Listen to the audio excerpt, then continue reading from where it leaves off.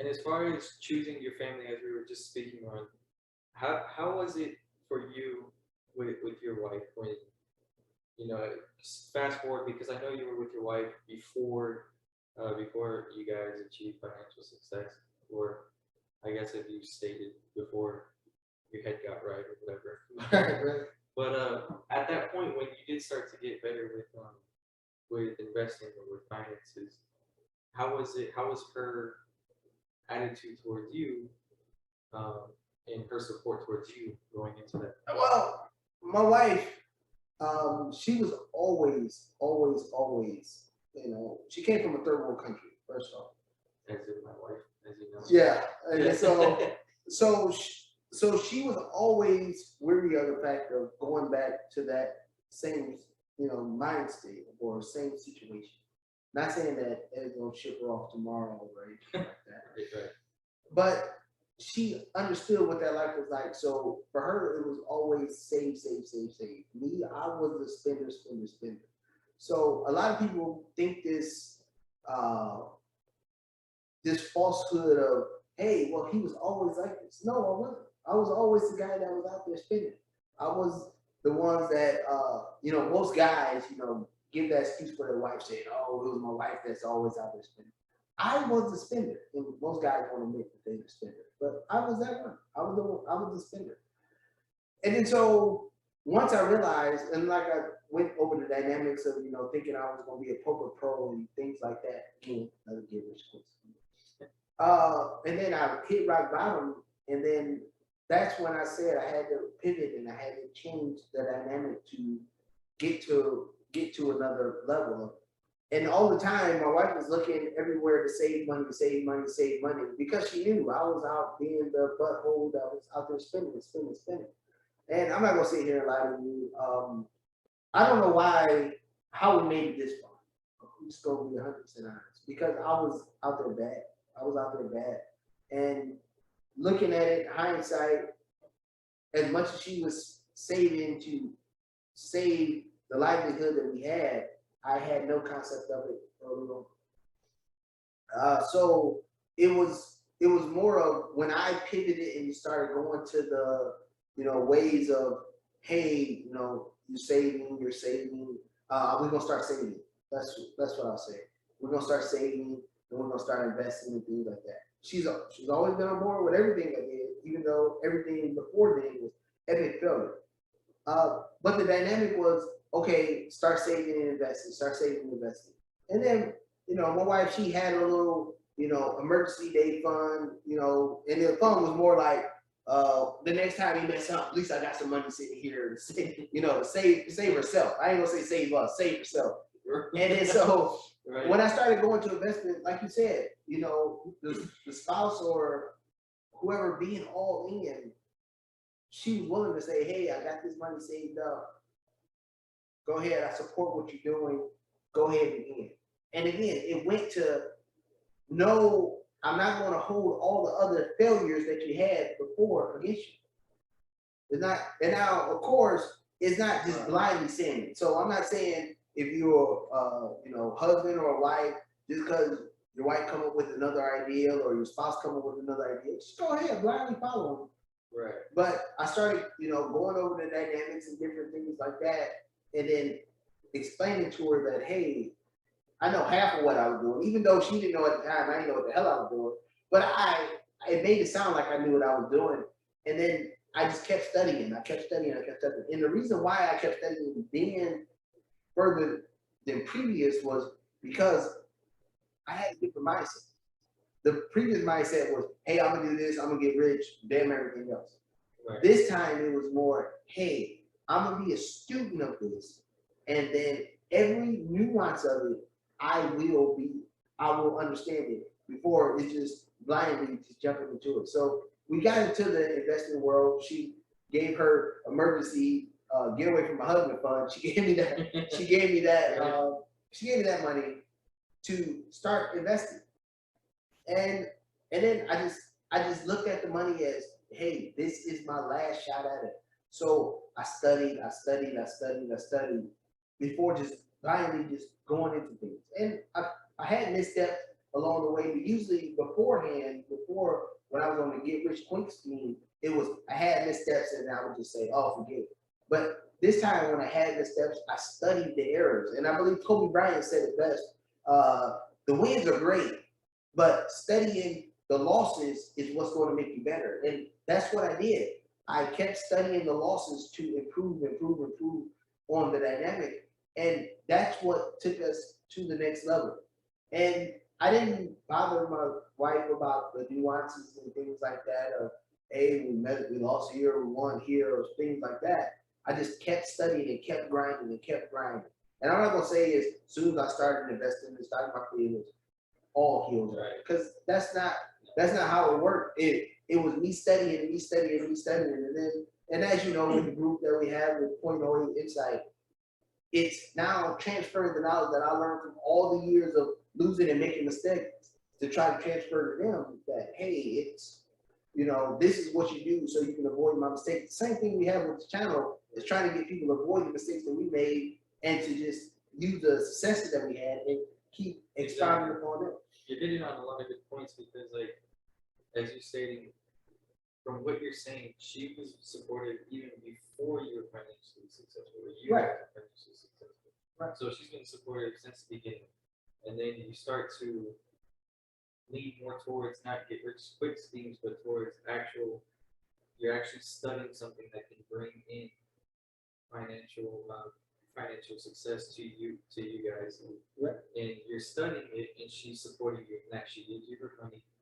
And you're studying how to go along making these investments, and then there's errors along the way. There's so many sacrifices, so many trials and tribulations that go into getting to the point of financial success, but staying consistent, I think, is so key because a lot of people, as soon as something doesn't work out, they want to just step back and say, "I'm not going to do it." Right. When, if anything, in taking a journey to becoming financially successful, you have to be so consistent and not displeased or devastated when there's a setback, because there's always going to be setbacks, and you have to think, how do I get around this, and how do I prevent myself from repeating the same mistakes, and just be so consistent, be 100% committed to going all in.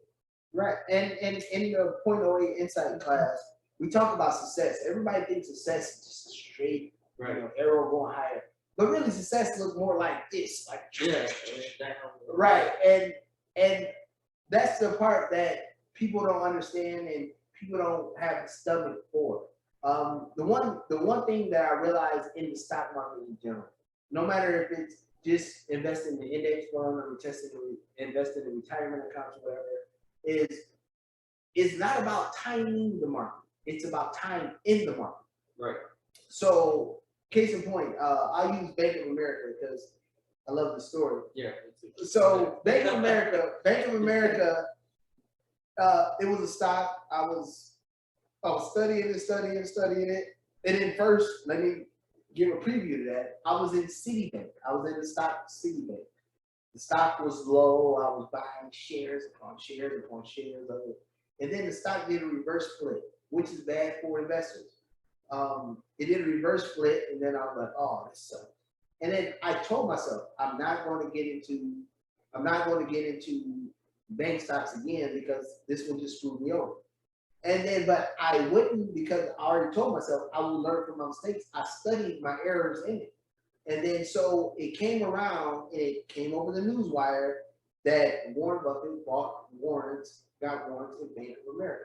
And his warrants was around $7.65 or something like that. I can't remember the number off the top of my head. $7.65 warrants where he can exercise them and he had like a 15-year time frame to do it. So after the news came out, Bank of America stocks went up a little bit, but then it continued to drop.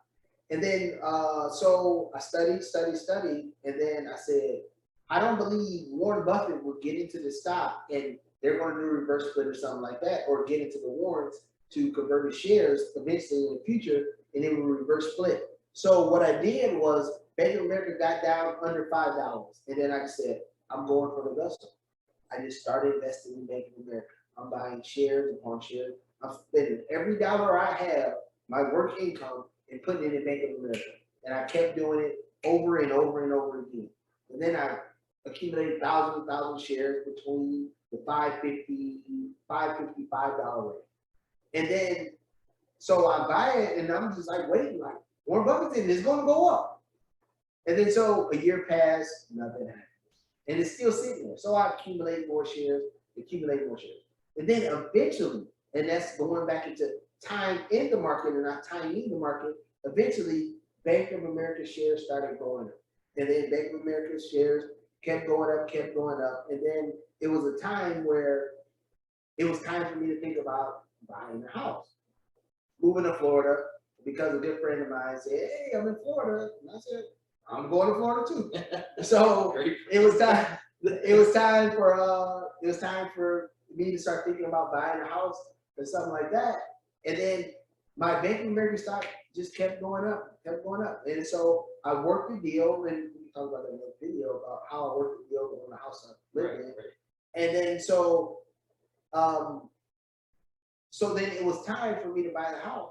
And the only thing it took for me, and I'm not gonna lie, I put about 25,000 into Bank of America at the time because I was using all my income because that's what I'm doing. And then, so over the time, Bank of America appreciated. And then by the time it became time for me to buy the house, I was able to sell some shares in my Bank of America to pay for the total cost of the house. And that's when I realized it was time in the market instead of timing the market that was going to make me successful in the stock. Now, just curious, because I don't know this detail, but did you sell your whole stake, or was it only a certain stake? And at what price point did you actually sell it? I bought Bank of America, but like I said, between the 492 and the 550. I didn't sell all of it because I didn't need all of it because I had some money sitting to the side. Okay. Bank of America appreciated a couple X's. It wasn't, was it 10,000%. Yeah, it was around the $20 range.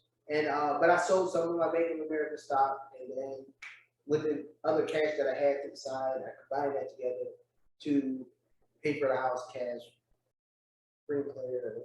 Yeah. Going on with the game. And that's how I started realizing it. And then I started looking at investment as, hey, it's a long-term journey instead of this, hey, quick in and out game. And then from then on, it was everything I looked at. I always looked at on a valuation perspective or fundamental perspective to start buying a lot of shares at a cheap price. Cheap, not as in the sticker price of it, but cheap the valuation. Yeah, fundamentals. And then I just started accumulating shares. And then I had that story with a couple other stocks. And of course, I'll use all my stock investment money, not all of it, but I use stock investment money to buy, pivoting towards the rental real estate market, to pivot into businesses and things like that. And then I just kept going on about it that way. But I always convert back to using, looking at fundamentals of cheap valuation companies to invest in those, let that price appreciate, and then using that capital to buy another revenue stream to develop passive income to pay for my lifestyle instead of me working to pay for my lifestyle. And that's a great point too, because just like with as we were talking on real estate in previous videos on the win is in the buy, it's the same way in stocks where it's not the cheap valuation on the ticket price, as you said, the stock price, if a stock is $5 or $10 a share. But what is the company valued at? What do they do? What is the income they bring in? Just as you would look at a rental property. How much money does it bring in? What's the price sitting at?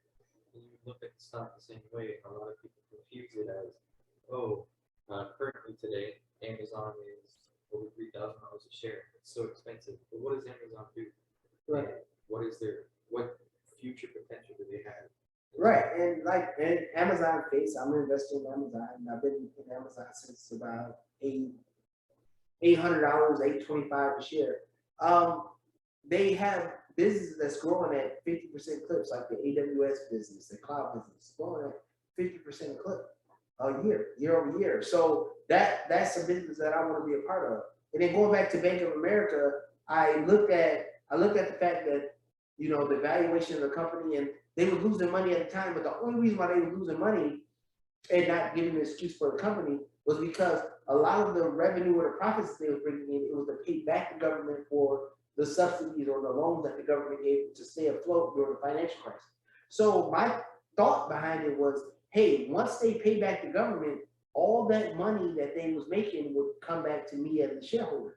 And that actually worked out into fruition. And if you look at it now, Warren Buffett is still the biggest shareholder in Bank of America, owning a little over 10% of the business. And it worked out for me perfectly. And I look at that, I look like that in other companies, like we just saw recently with Facebook falling off the cliff as far as the stock price going from 360 to down under, came down to 180, came down to its 150-day trend line. And then and I explained in the Point oh eight Insight group that, hey, I'm going long I'm going long Mark Zuckerberg. And that's what I did. And I just started accumulating shares there and then looking to play that for the long term, going out to use that, maybe to pivot to using that money to buy another rental property or buy another business to bring in more revenue for the family that will just keep generating revenue over time.